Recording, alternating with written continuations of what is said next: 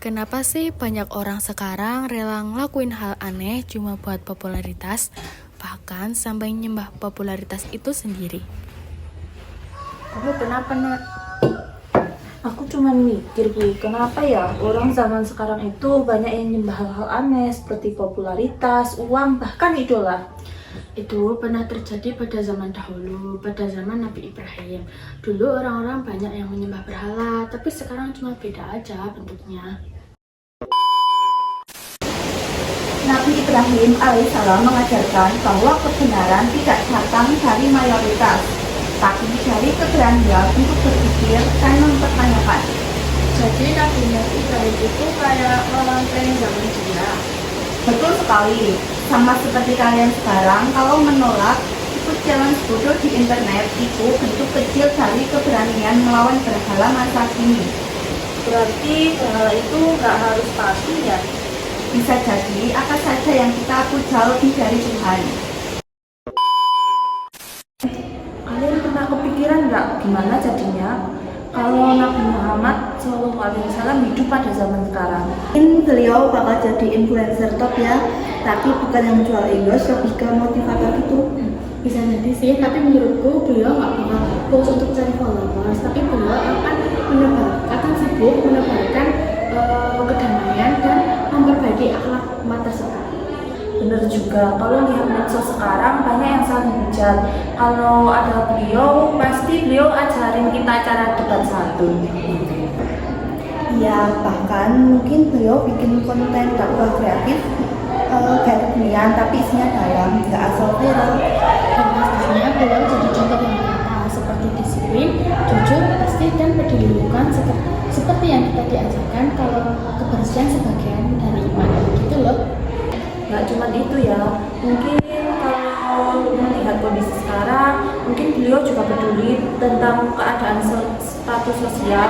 Misalnya beliau pasti akan membantu fakir miskin ataupun anak yang putus sekolah.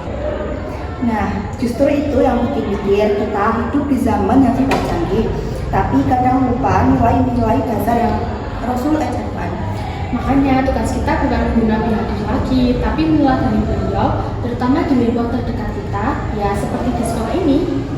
Setuju, yuk mulai dari hal kecil dengan cara membuang sampah, bersikap jujur, dan nggak nyontek. Itu juga bagian dari sunnah Rasul, kan?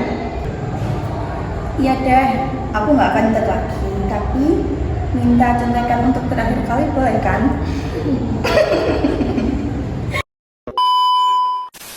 Aku suka banget cara Ibrahim berpikir fokus tapi berani.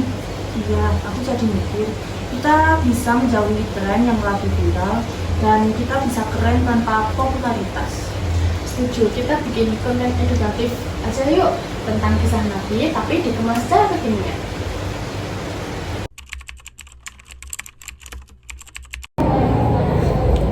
Kejayaan peradaban Islam klasik dan kontribusinya ke dunia modern. Assalamualaikum warahmatullahi wabarakatuh. Saudara-saudara yang dirahmati Allah, Islam bukan hanya sebuah agama spiritual, tapi juga membangun peradaban yang luar biasa. Sejak masa Rasulullah SAW, Islam telah membawa perubahan sosial, politik, ekonomi, dan budaya yang sangat signifikan. Islam datang dengan nilai keadilan, ilmu pengetahuan, dan akhlak mulia.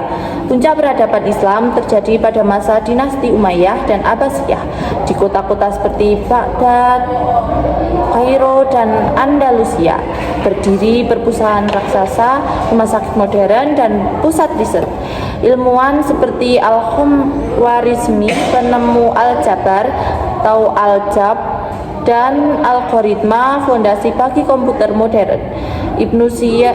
Ibnu Sina menulis kitab Al-Qanun fi Al-Tib, referensi utama kedokteran Eropa selama 600 tahun. Al-Haytham, tokoh optik modern, mengembangkan metode ilmiah jauh sebelum Galileo. Peradaban Islam saat itu toleran dan terbuka terhadap ilmu dari berbagai bangsa seperti Yunani, Persia, dan India. Semua itu menunjukkan bahwa Islam tidak pernah anti modernitas, tapi justru menjadi motor kemajuan. Kejayaan ini bukan hanya milik masa lalu, ini adalah warisan yang seharusnya menjadi inspirasi bagi kita semua untuk membangun masa depan yang lebih baik. Wassalamualaikum warahmatullahi wabarakatuh. Tantangan dan dekadensi umat Islam di era modern. Assalamualaikum warahmatullahi wabarakatuh. Hadirin yang dimuliakan Allah, kita hidup di zaman modern yang penuh kemajuan, tetapi juga penuh ujian. Kemajuan teknologi dan ilmu pengetahuan ini berkembang sangat pesat, namun umat Islam justru banyak tertinggal. Apa tantangan kita hari ini? 1. Kemunduran dan dalam pendidikan di banyak negara muslim. Akses terhadap pendidikan masih sangat minim. Padahal Islam sangat mendorong umatnya untuk membaca, belajar, dan berpikir kritis. Dan kedua, kritis identitas. Banyak generasi muda muslim terjebak dalam arus globalisasi tanpa filter. Mereka lebih mengenal budaya luar daripada ajaran Islam sendiri. Dan yang ketiga, perselisihan internal umat. Umat Islam seringkali terpecah oleh hal-hal kecil, melemahkan kekuatan kolektif kita. Dan yang empat, Islamofobia dan diskriminasi.